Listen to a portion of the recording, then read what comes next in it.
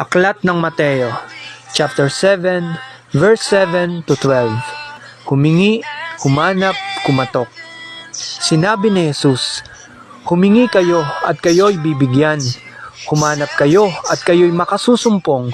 Kumatok kayo at ang pinto'y bubuksan para sa inyo.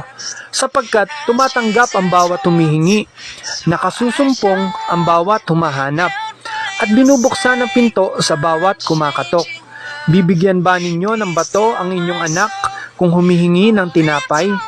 Bibigyan ba ninyo siya ng ahas kung humihingi ng isda? Kung kayo na masasama ay marunong magbigay na mabubuting bagay sa inyong mga anak, gaano pa kaya ang inyong amang nasa langit? Ibibigay niya ang mabubuting bagay sa mga humihingi sa kanya.